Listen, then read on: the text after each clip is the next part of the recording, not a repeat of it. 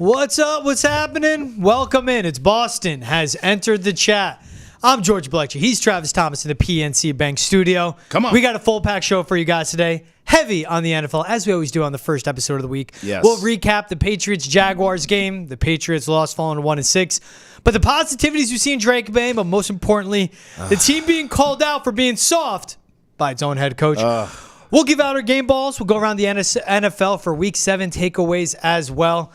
We're talking Deshaun Watson injury and more. And then we'll also take a look at the Monday night doubleheader we got as well. T, how we doing today, Mom? George, I'm not doing good. Why not? I mean, I don't even smoke cigarettes, and this damn football team, the New England Patriots, are making me want to smoke a whole pack of Newports.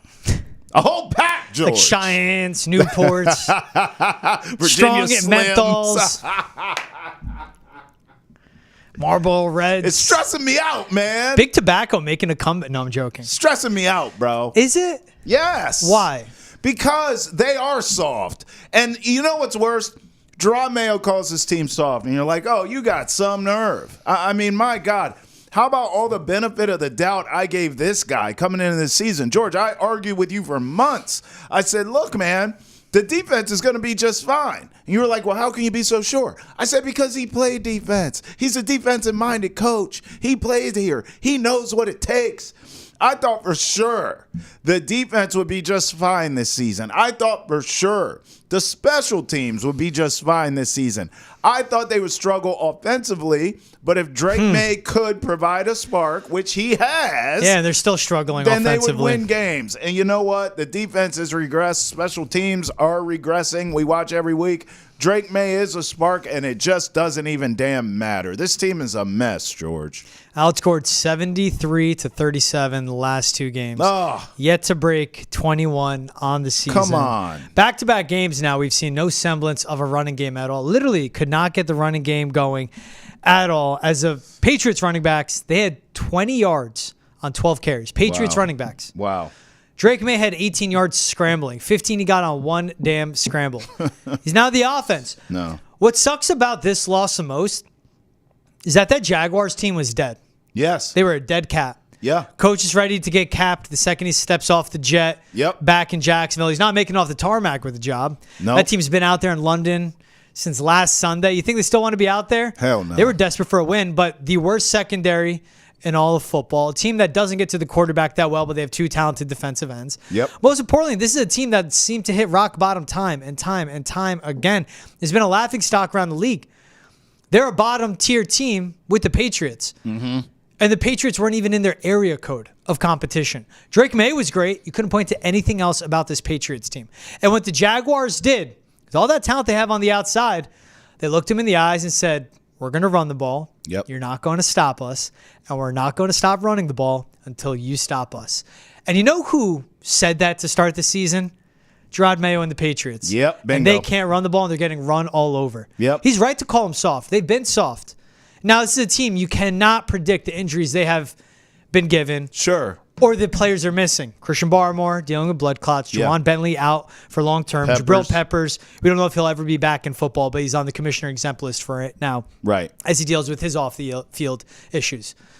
But nonetheless, this has been an issue going back to that 49ers game. Mm-hmm. And whether it's the San Francisco 49ers, whether it's the Miami Dolphins, the Houston Texans, and now the Jacksonville Jaguars with Tank Bigsby, they've had no way to stop them. That's right. You go back, and it was the Texans running backs only is what I'm looking at, averaging 8 yards per carry.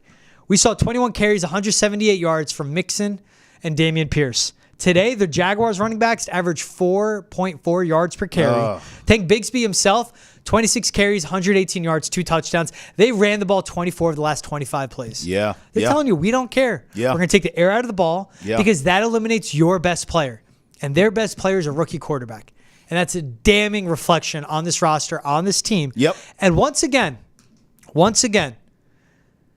this roster is so bad. This team is so bad. And the coaching situation is so bad that you can put in a talented quarterback like Drake Maye, gave him nothing. They're still not even in games at all. No. Because when it is close, when it's 14-10, 96-yard punt return for a touchdown. That's right. Not good enough to not be smart on the details and to lose within the margins. Well, that's why I said I think I was giving Jerod Mayo too much credit coming into this season, and it's all gone now because, listen, everything you said is true, but if you are buttoned up on defense, hey, Bill Belichick's defense has had injuries too. They still showed up and made things happen. They had defensively. Alex Austin as their starting corner to end the season, and they were fine. So, I mean, season. listen, like, if your defense is buttoned up, if you're not turning the ball over offensively, which Drake Maye is doing a great job at. And they didn't at all today. No fumbles, That's no right. interceptions. That's what I'm saying. He's doing a great job once. at. And then your special teams is solid across the board, not giving up big plays,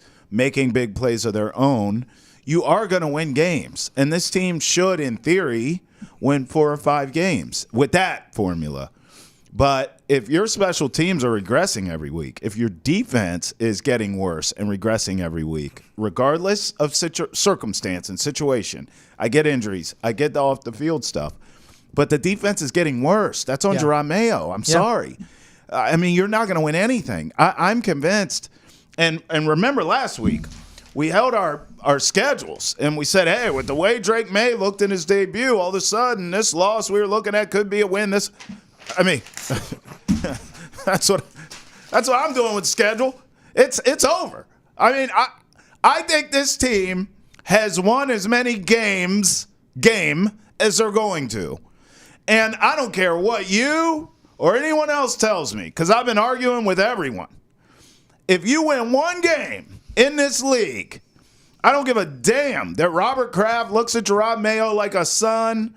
Sometimes you got to fire your son, okay? In this league, if you win one game and you're getting stomped out every week and you got guys quitting on your team, because that's exactly what's coming next, okay? Don't kid yourself. Jerod Mayo's calling out everyone. He's pointing fingers at everyone. You don't think this team can quit on him? How's my arse sound? Of course they can. So this team's going to quit. Yeah. It's just a matter of when, not if. And you win one game and your young quarterback looks like he can play, how's you're fired, and I'm going to hire an offensive guru to coach this kid who's pretty damn good sound? Because that's exactly what's going to happen. Robert Kraft is going to say, I love you like a son. Get the hell lost. Yeah, can I speak to Bobby Slowick, please? Can I speak to Ben Johnson in Detroit, please? I mean, I'm just telling you. I know everyone says, you're crazy, Trav. He's not going to get rid of him. And You are. No, I am. But I'm telling you, crazier things have happened. You can't win one game in this league and keep your job. I'm sorry. And I know people say, well, Alex Van Pelt will be the fall guy. No. The whole staff is going to be the damn fall guy, okay? Get them all out of here, and Elliott Wolf might be on his way out too, because you can't win one game in this league and keep your job. And that's exactly what's about to happen. This team's going to win one game. They've already got their one. That's it. They're going to lose out. Maybe they get to 3, and this was supposed to be their 2. Where are you getting 3 from? Maybe Tennessee, maybe Miami. They're not winning in Miami. They're not winning 3 games. Maybe home against the Colts. The Colts are a joke. Nah, the Colts are a bro. joke. They ain't They winning just 3 games, lost to the dog. Dolphins. They're not Tim winning Boyle 3. finished that game. At home, not in a dome, Colts. But let me, Robert Kraft cares too much about optics. Colts actually beat the Dolphins, but barely. And You're not getting the again 3 with Tim wins, Boyle finishing that bro. game. Robert Kraft cares too much about optics. Robert Kraft cares too much about graceful resolutions. Robert Kraft, you think he's going to fire Jerod Mayo after saying that, I knew 5 years ago that Jerod Mayo would be my next head coach. I knew 5 years ago. No, you didn't. Just stop. And that is the part of stop making everything out to be a Disney movie. Stop making everything out to be a children's book. Yeah. Where everything has to go perfect and everything's nice and it's sunshine is in rainbows. Right. Stop with the Jerod Mayo was a head coach 5 years ago. He wasn't your future head coach 5 years ago. You thought you would still have Bill Belichick as your head coach right now. Mm-hmm. You thought he'd be breaking the record for all-time wins right now. So don't tell me 5 years ago he was your next head coach. And the same thing of what he did, of you're baking in that he was going to be the successor for Bill Belichick into his contract. Stop trying to make all these perfect world and utopia decisions. Yes. Because at the end of the day, what Robert Kraft wanted was Bill Belichick breaks the all-time wins record as a head coach of the Patriots. That's right. Bill Belichick retires. And at that same press conference where Bill Belichick is retiring, Robert Kraft's in the middle and he goes, and I now present the new head coach of the Patriots, Jerod Mayo. They shake hands, photo op. It was never going to end like that, and it didn't. Mm-hmm. But it's on him that he chose to still stick to that plan. Because he didn't go out and get the best head coach possible. He didn't go out and get the best offensive coordinator possible. He didn't go out and get the best lead of a personnel department possible. Yep. Look at what the Commanders did under a brand new owner in Josh Harris. They went out and poached from the San Francisco 49ers front office tree and got someone in there. And what they did, they got the offensive coordinator right for Jaden Daniels. Did you get the best offensive coordinator from Drake Maye? I still don't believe it at this point. Hell no. But we're looking big picture, and that's what this game is, where even small picture and week to week, Drake Maye looked great, 276 passing yards. Threw the ball 37 times, was only sacked twice. That's a huge win for this offensive line, who again went through their 7th different starting combination in 7 games. And lost their starting right guard with no semblance of a run game. Against the worst secondary in the NFL, but 276, 2 touchdowns, no turnovers. That fourth quarter drive, 3 great passes down the seam to Hunter Henry. Perfectly had some touch on that ball, not to lead him into the safety. Perfect drop in the bucket down the left sideline of Kayshon Boutte. Yep. Perfect on the money, splitting a cover 2 defense to KJ Osborne in the end zone. KJ Osborne catching touchdowns. That tells me Drake Maye is, and which I expected, the type of quarterback that can elevate an entire offense and elevate okay players to good. He makes guys around him better. He made his offensive line better by protection, by just being mobile. He made these wide receivers better by getting them the ball. All this happening, and you know what all that adds up to, Travis? Zero more wins, 0 more competitive in these games. And that is a reflection of the bigger picture, and that is a lack of a talented roster and a coaching staff breaking through. We kept talking about it. Here's a soundbite from Jerod Mayo, calling his team soft, fresh off the loss, fresh on the podium out in London. Look, disappointing game. We came out, we started fast. What I would say is, look, we're a soft football team across the board. We talk about what makes a tough football team. That's being able to run the ball, that's being able to stop the run, and that's being able to cover kicks, and we did none of those today. That's him going up, calling them soft. That's the worst thing you can call a team. But I want to play this one. Go back to back on these. All right. Here's Drake Maye reacting to what Jerod Mayo said. Yeah, I mean, Coach Mayo's not going to come in here and say something he hasn't said us in the locker room. I think we're not tough. He always preaches being tough. He preached it today. Being tough is running the football, stopping the run, and covering kicks is what he said. So I think he does a great job of relaying the message to us, and the guys know. John Jones gave a speech after the game saying, you got to find it. You got to find something, and what we're doing is not good enough, and we got to man up. Drake Maye says all the right things. Yeah. I love that he goes up there and goes, Coach won't say anything to you guys. He hasn't told us. So it's not like it's the first time they're hearing that. But he's right that they're soft. Yeah. He saw a defense, which he's a defensive-minded head coach. He comes from that defensive side. He saw a defense get absolutely bullied and pushed around at the line of scrimmage, and they couldn't get anything done on that end. The Jaguars took over 11 minutes to go 84 yards, basically running the ball 80% of that drive. Ended on a turnover on downs, and guess what? When they were back on the doorstep of the goal line, you know what they did, Trev? They still ran the ball. They didn't care they were stopped on 4th down. That is such a reflection on how poor this Patriots defense has been playing with run fits, with tackling, with execution, and with physicality. And as Jerod Mayo puts it, toughness. Yeah, but that's a reflection of him. That's the thing. Even in the Drake Maye quote right there, right? He said, well, he's not telling you anything he hasn't told us, and he always preaches. I wrote these down. Run defense, stopping the run, running the ball offensively, special teams. These are all things that they're getting worse by the week. First of all, running the ball offensively. Yeah.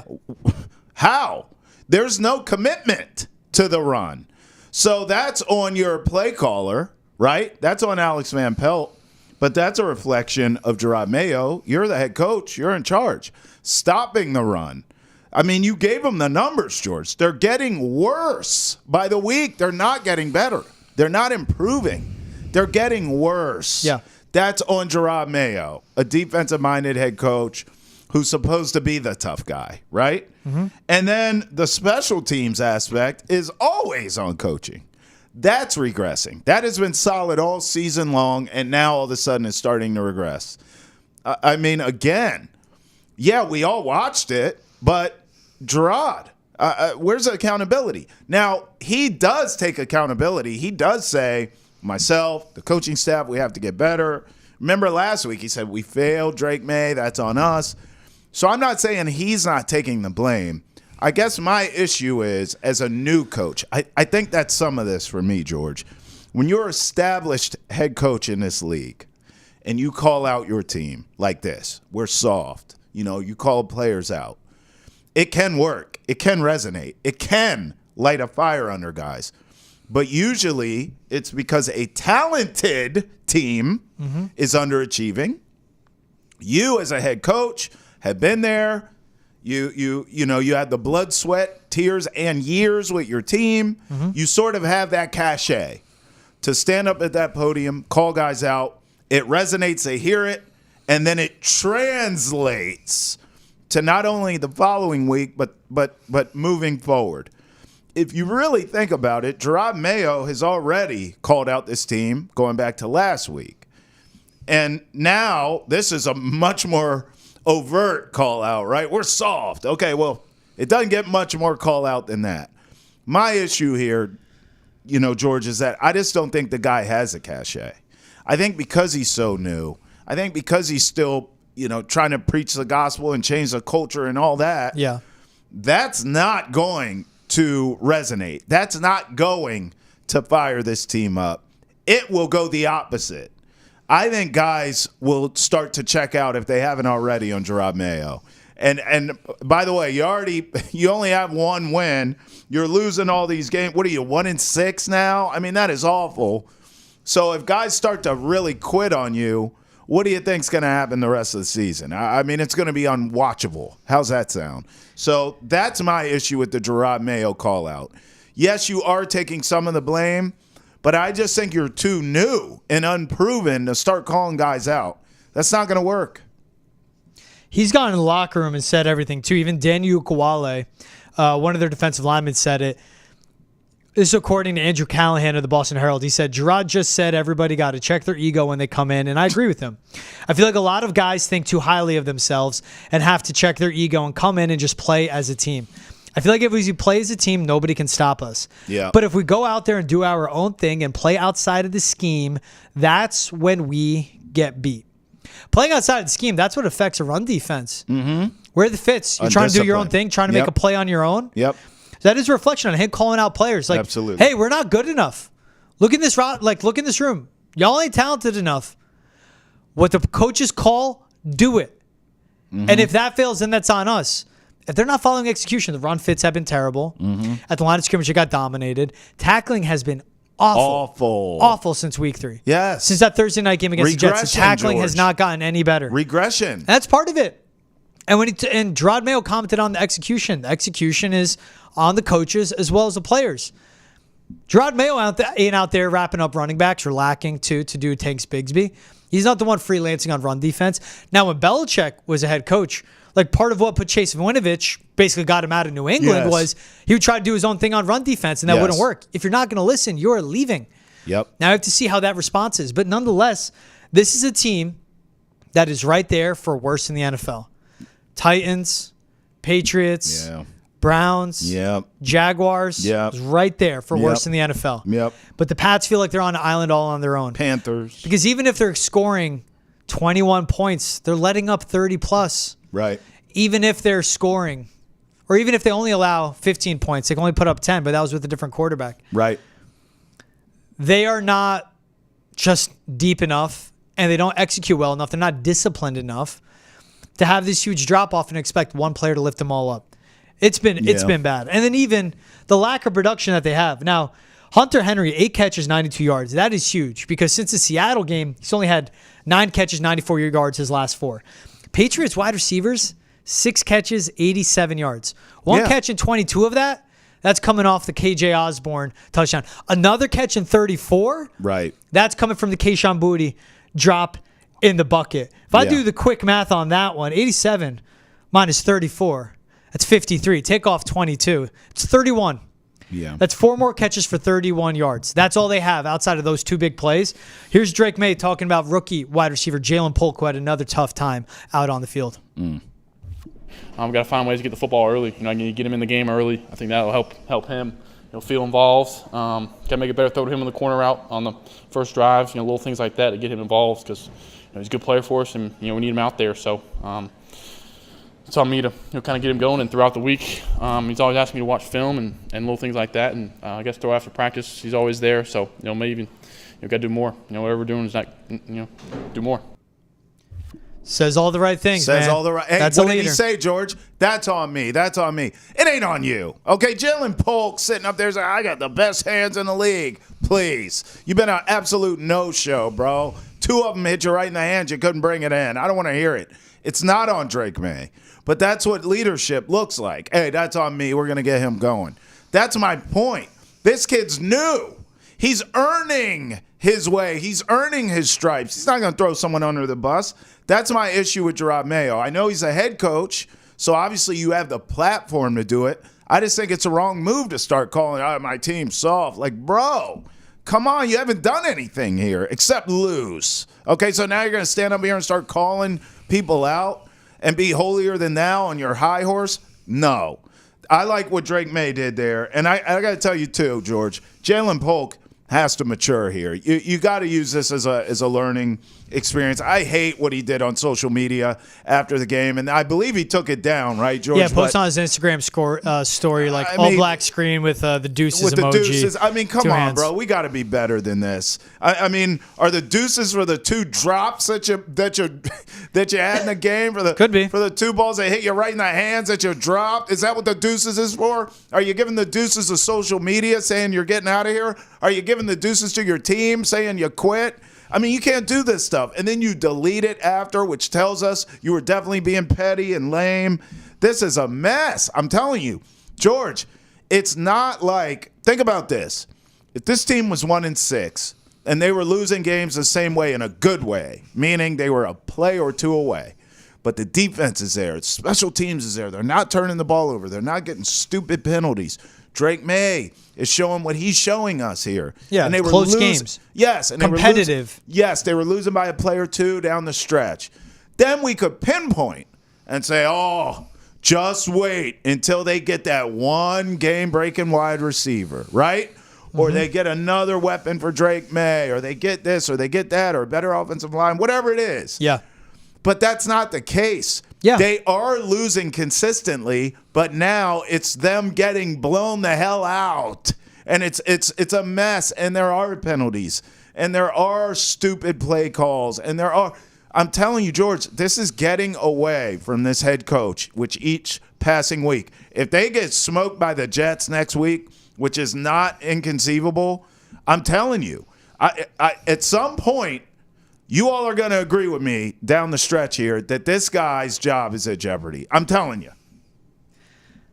I just love the revolution we've had since he was named the head coach. We have. I was sitting across from you and you said, I don't like the hire. You were. Give it a chance. And I said, come on. 7 games in. I know. No, you know what this is, though?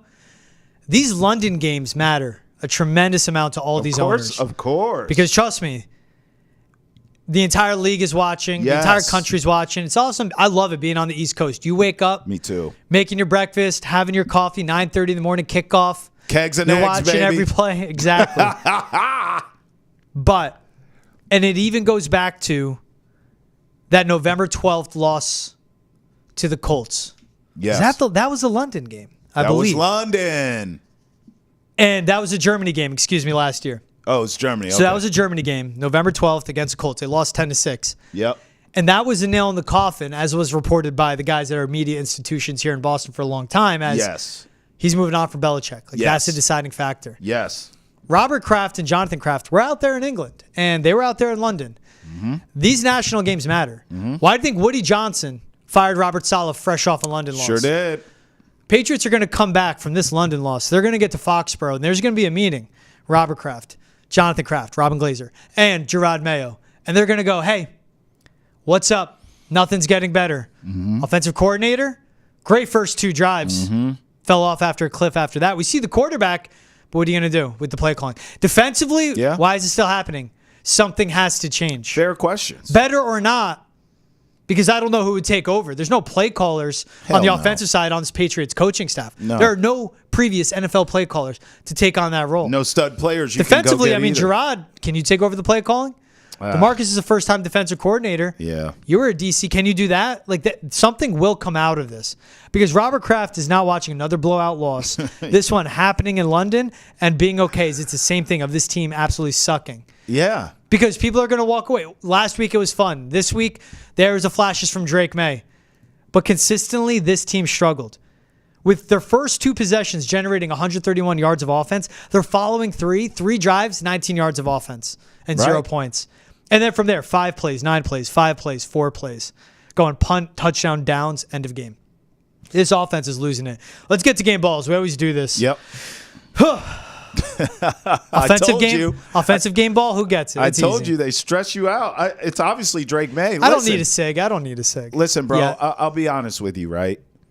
I did not see Drake Maye outplaying Trevor Lawrence on my London bingo card. And I thought Drake Maye would be just fine. Yeah. But I didn't see that. He outplayed Trevor Lawrence, and they still lost a damn game, which goes back to, I know I'm a broken record, but we all know it's true.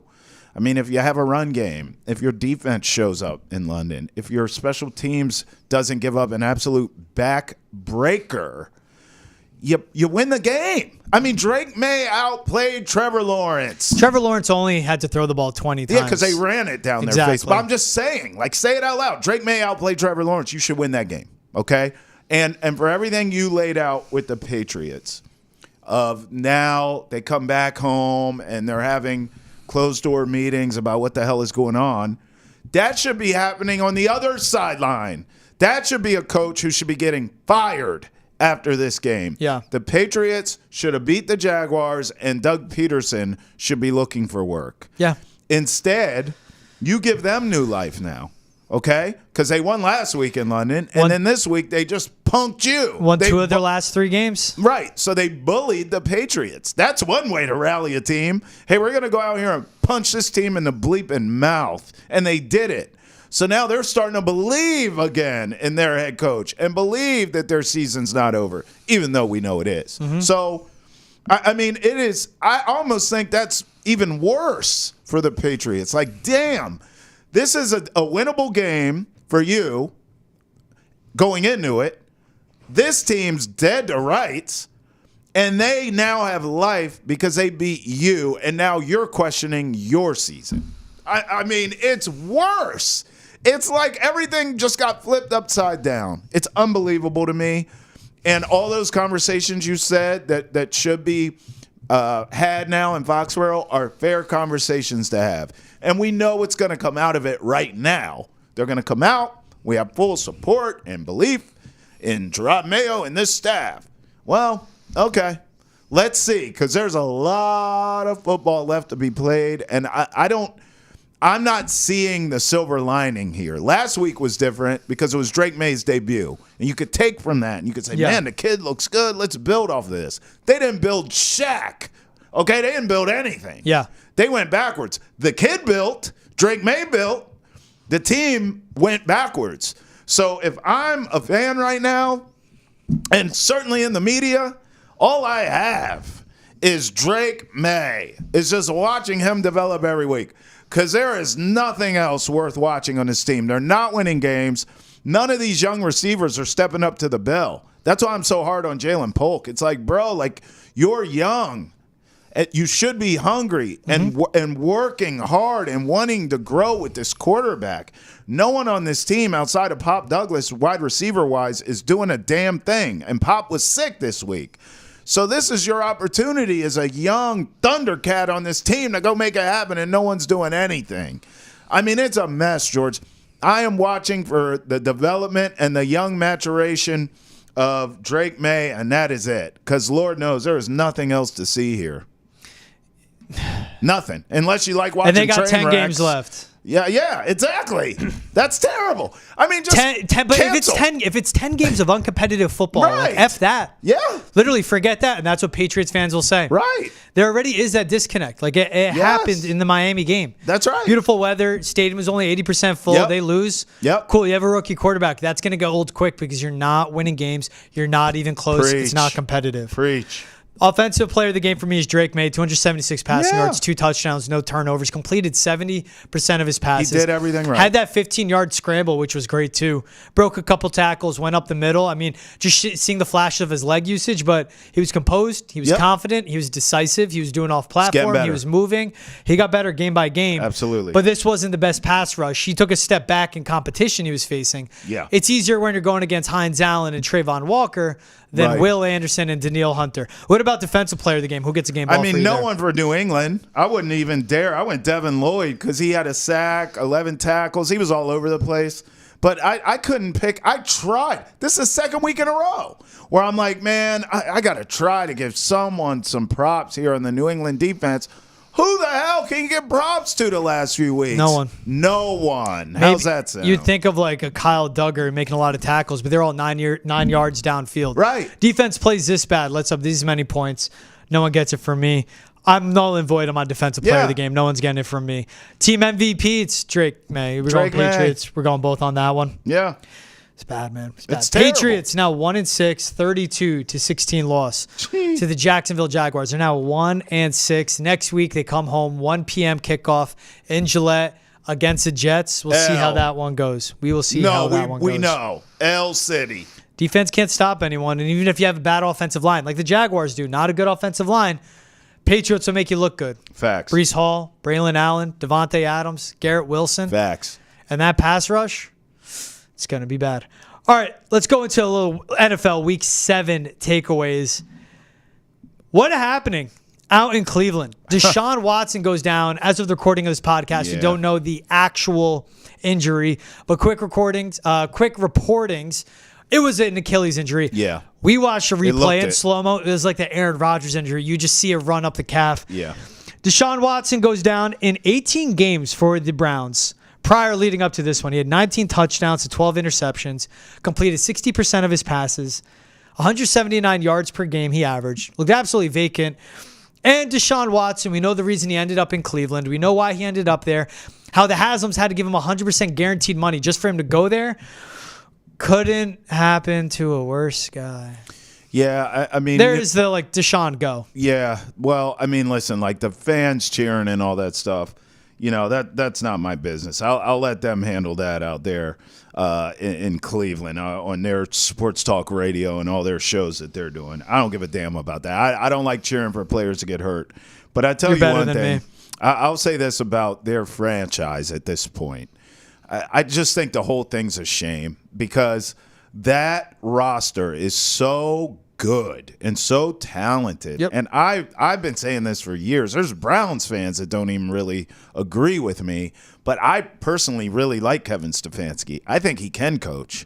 But, you know, look, we know what's going to happen to him. He's going to get fired. Mm-hmm. And if I'm the Browns at this point, Deshaun obviously done for this season and likely for next season too with this Achilles. Yeah. I would really start the rebuild now. And what I mean by that is you have so much talent on that roster, as I mentioned. I would start moving pieces. I would. Myles Garrett, all of them. Anyone who can play. We saw Amari Cooper get out of there, but that's because he was miserable and letting that be known. Yeah. If I'm Myles Garrett and the rest of them, I'm saying get me the hell out of here. And I just start stockpiling as many picks as possible. And I'm also trying to figure out how to move off of Deshaun Watson as well. Eventually, they're stuck with that. There's no moving off of that. You're for sure stuck with them this season and next season. But I would obviously draft a quarterback and just start rebuilding. And then when he is healthy, I'm trying to get away from him too. I mean, hell, we've seen it with bad quarterbacks. You're able to get something, move him off, and if not, maybe you just got to eat the money and get him the hell out of there. But my rebuild, bringing in a new coach. Stockpiling as many picks as possible. You don't need to bring in a new coach. Keep Kevin Stefanski. They're not going to keep him. You were stuck with Deshaun Watson. They're not keeping Stefanski. The Patriots, they wanted to fire the Browns him last were the year. worst offense in the NFL. The Patriots are now the worst offense in the NFL because Deshaun Watson went bad. That's how bad he was because he went down. Yeah, but they're not keeping Stefanski. You know that. Who's gonna be the head coach? Grass ain't always greener. I'm not saying so. I like Stefanski. Yeah. I'm just saying they're firing him. That's not a discussion. He's going to be gone at the end of this year. I wouldn't put it past the Haslams. What? I would not put it past the Haslams to fire him. Yeah. Yeah. But on the same, like you put up, like you should fire Jerod Mayo in a vacuum. In a vacuum, you keep Kevin Stefanski. But they're not. What head coach can make that work with Deshaun Watson? I agree, but they're not. Okay, so you're going to have a new head coach, stockpile some draft picks, and then when he is back healthy, I got to figure something out. I got to get rid of this guy. You got to get rid of Deshaun and just start the rebuild all over again in Cleveland, which I know they're tired of hearing, especially when they had a roster that was capable of winning. They just rolled the dice with the wrong guy in Deshaun Watson. And we all saw it coming. Anyone could have told them that. Anyone could have told them. Just how stupid that ownership is in Cleveland, where they gave a 100% guaranteed contract, which never happens in the NFL. Yep. They gave him a $233 million, 100% guaranteed. Dak just got the highest guaranteed number for any quarterback. It was $231 million guaranteed. They were 5 years ahead of the market, those morons. They gave 100% guaranteed. With Deshaun Watson going down, I mean, this team will get a boost. They will finish with Deshaun Watson at this point as a Cleveland Browns quarterback 9-10 in games that he started. That is a reflection on how good the roster is around him, that they won 9 of 19 games with him starting. But he was vacant, like literally dropping back there, like vacant, just not good. Yeah. And you know it's going to bring down the rest of the roster. They're going to check out because like my job's on the line, but this guy can absolutely suck it out there completely up and down the field, and he's not being held accountable. Like an Alex Van Pelt and the tight ends coach and running back coach, they were all fired because Joe Flacco played better than them. The Browns went into this game with Jameis Winston as their emergency quarterback because they're trying to hush and silence the start Jameis chants. Ironic it happened in this game, but he'll be a starter, and we're going to see the uptick from this roster. Yes. If I'm the Haslams, what I'm doing now is I'm calling my lawyer and go, if he plays or doesn't play next season, it still counts, right? Like that, his contract isn't delayed. Like we're done, right? Same timeline. We're done in 2. That's what I'm doing if I'm them. Yeah. How do I get out of this as soon as possible? You have to. And when he gets back, I just go, I'm not playing him. I do not care. That's Get him out of the building. The Browns are better off. Yep. And this roster, maybe we'll see an uptick now. Is this the last game we'll see Deshaun Watson play for the Browns? Yes or no? Yes. Agreed. I'll say that. Me too. He's terrible. And they were looking for ways to get out of it. too. They were exploring it. We they were agree. literally looking how they can get out of that contract. We agree. But the guy has so much money, he can make any settlement happen outside of the court. So all these accusations that come up that are absolutely awful, and they're all consistent, and it's over 24 of them, he has so much money, he can make them go away, and that's the only reason he was playing football. Like, that is what was happening with him. That's the only reason he was allowed to be in public at this point. So, I don't know. You're better than me. I saw it go down. I'm not saying I was rooting for that to happen, but I wasn't feeling bad. Yeah, nor should you. I don't think anyone was. Real quick, talking about quarterbacks. Packers beat the Texans 24-22. Packers defense pressured C.J. Stroud, 50% of dropbacks. He finished with 86 passing yards, 10 for 21 from the field. Insane. Yeah. And this Packers offense, Jordan Love leading the NFL with interceptions at this point, making a lot of bad choices, a lot of mistakes, but in a shootout, you say it could be a Super Bowl preview. I don't hate it. That'd be long shots, but could happen. Bro. How about Brandon McManus? Game-winning field goal was signed this week. 24-22. It's a game-winning field goal after the Texans kicker, Fairburn, hit a go-ahead field goal on the possession before. I know, at first glance, you may think, Packers-Texans Super Bowl? Ew, who wants to see that? But think about this. The league would win if we get a rematch in the Super Bowl, which I think is totally possible because C.J. Stroud's not going to be that bad again, you would think. And as bad, I don't even like saying as bad as he was. I have to give credit to the Packers defense. Yeah. But as much as he struggled in that game, they still almost won the game. Like, it's just, I think. Yeah. Joe Mixon was great. Yeah. You look at the Texans, I say this every week, and all the Chiefs do is keep winning, but they just are vulnerable. And it's so obvious, right? And it's so hard to three-peat in anything. I mean, hell, me and you could play Connect 4 right now. It's going to be tough to find someone to win three times in a row. It just is what it is. Rock, paper, scissors, you name it. Mm-hmm. So I have a hard time believing that the Chiefs are going to win yet again. And I'm looking at teams like the Texans who are on the come-up. I mean, they could get this done, and they could get to the Super Bowl and win the AFC. Obviously, you think of the Ravens as well, but we know Lamar's struggles in the postseason. And the Packers in a wide-open NFC right now with the Niners sort of reeling. Obviously Lions would have something to say about it, but they lose their best defensive weapon in Hutch. Yeah. I think the Packers could be there. This could be a Super Bowl preview that we watched. It was a tremendous game, and if we get a rematch, I think I bet on the Texans. Packers-Texans Super Bowl. That would be cool to see. I think it'd be cool. Packers' run defense does concern me. And as we just saw what the Lions did, handing the Vikings their first loss of the season, fresh off the Aiden Hutchinson loss, and that one was a shootout. That was an exciting game. Yeah. The Lions team is still legit. All right, let's look ahead at Monday Night Football. All right. It starts with the Buccaneers and the Ravens. Ravens favored by 3.5 in this one. Total of 49.5. Interesting matchup with two top 4 scoring offenses. Both average just under 30 points per game. Yeah. Lamar Jackson against Baker Mayfield. Baker with Mike Evans and Chris Godwin. And, the talent that they have on that offense. Yep. Meanwhile, it's Zay Flowers. We're seeing Mark Andrews emerge. But really, it's Lamar and Derrick Henry controlling the line of scrimmage. I really like Baltimore in this one because the Buccaneers defense has been suspect. They've been bad all year. They've been injured, but they've been bad all year. Where this Ravens defense is just good enough, and we see them give other good quarterbacks issues. I really like Baltimore in this one, but this can be an exciting game to watch just in general. Two great quarterbacks playing, two really good offenses playing. We could see a lot of scoring too, T. All right, listen. This one's tough for me because I'll be honest with you. I have the Bucs schedule right in front of me right now, and I think this team's going to win their division, and I think they have a real shot in the NFC. We were just talking about the Packers and how open the NFC is. Defense Packers and worries me. Lions. Yeah. But listen, the Bucs. If you told me the Bucs went on a run in the postseason and made it to the Super Bowl, I wouldn't be shocked at all.